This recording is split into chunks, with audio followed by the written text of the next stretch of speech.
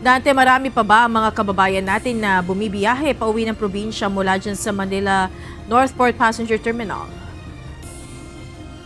Magandang gabi, Monica. Alam mo, batay sa ating obserbasyon at batay na rin sa data na mula sa mga otoridad, normal lang, no? Tila normal lang, Monica, yung biyahe at pagdating ng ating mga kababayang pasahero dito sa Manila Northport Passenger Terminal. At meron kasi noong mga nakaraang araw pa nakaalis papunta sa iba't ibang mga probinsya. Sa katunayan nga, Monica, yung huling barkong aalis dito mamayang alas 7, lahat ng mga pasahero ay wala na rito sa kinaroroonan natin. Yung mga nakita nyo sa aking likuran, yan yung mga pasahero na maagang pumunta rito sa terminal para naman sa kanilang biyahe bukas. Tatlong barko lamang, Monica, ang may biyahe galing ng Manila Northport Passenger Terminal ngayong araw. Mayroong patungong Visayas at Mindanao tulad sa Cagayan de Oro, Butuan, Zamboanga at Iloilo. Sa monitoring ng mga tauhan ng Philippine National Police o PNP dito, hindi naman gaanong marami ang mga pasahero kahit nitong mga nakaraang araw, bagamat maaaring may hahabol pa bago ang pagpapalit ng taong 2024.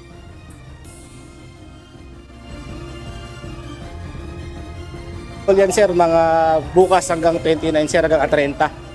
Dagsaan talaga yan ng mga pasahero pa uwi ng mga probinsya sir. Rin anya silang naitalang untoward incident o hindi magandang nangyari dito sa terminal.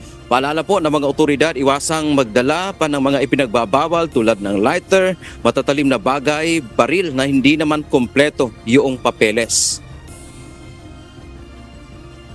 Mga basic na pinagbabawal naman dito sir, yung mga mga patalim, lalo na mga baril natin, firearms natin.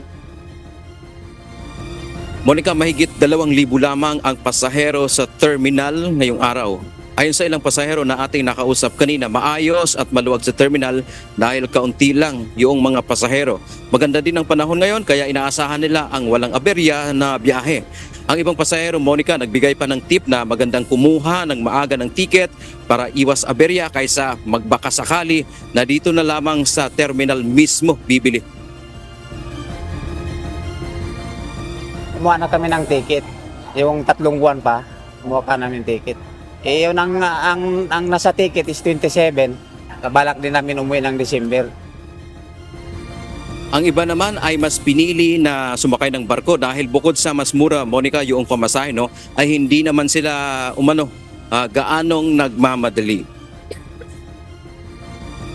Yung dati umuwi kami, naka-airplane kasi kami, okay lang. Ngayon, first time ko sa to, hindi ko pa na-experience na. Ang huling barko, Monica, ay aalis nga mamayang alas 7 ng gabi na may mahigit 600 pasahero. Dadaan ito ng Iloilo at ang huling destinasyon nito ay sa Zamboanga sa Mindanao. Wala namang delayed o kanseladong mga biyahe kahit itong mga nakaraang araw. Samantala, Monica, isang matanda, 72-year-old mula sa Cebu, si Lola Fe Carmela Ogdamin.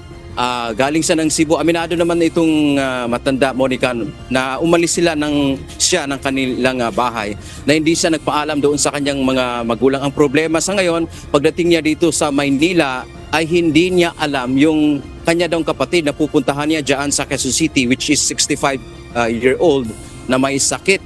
Kaya ngayon, nandirito pa siya sa terminal, at kinokontak din ng mga otoridad, sinisikap yung nandoon sa kanyang kaisa-isang kontak yung binigay niya sa mga otoridad at hindi rin wala daw sila dito wala daw sa Quezon City, mayroon yata nasa Mindanao.